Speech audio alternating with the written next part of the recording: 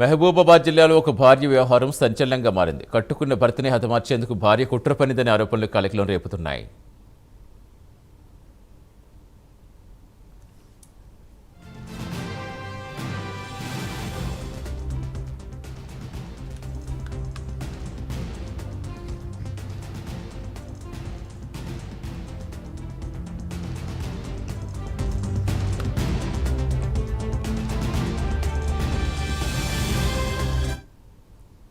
మహబూబాబాద్ జిల్లాలో ఓ భార్య వ్యవహారం సంచలనంగా మారింది. కట్టుకున్న భర్తని హతమార్చేందుకు భార్య కుట్ర పన్నిదనే ఆరోపణలు కలకలం రేపుతున్నాయి.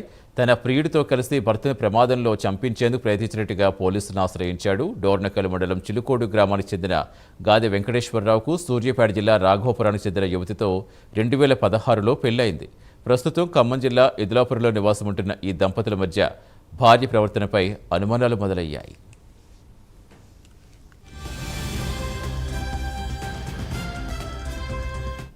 మరో వ్యక్తితో భార్య సన్నిహితంగా ఉంటున్నట్టు గుర్తించిన రాజేశ్వరరావు ఆమె మొబైల్ ఫోన్ పరిశీలించగా షాకుకు గురయ్యాడు. భర్తని ఇంట్లో కాకుండా బయట ప్రమాదానికి గురిచేసి చంపాలని ప్రియుడికి వాట్సాప్, ఇన్స్టాగ్రామ్ ద్వారా మెసేజ్ పంపినట్టుగా ఆరోపించాడు. ఈ విషయంపై రాజేశ్వరరావు డోర్నకల్ పోలీస్ స్టేషన్లో ఫిర్యాదు చేశారు. పోలీసులు 0 ఎఫ్ఐఆర్ నమోదు చేసి కేసు ఖమ్మం రూరల్ పోలీస్ స్టేషన్కు బదిలీ చేశారు. ఘటనపై దర్యాప్తు కొనసాగుతోంది.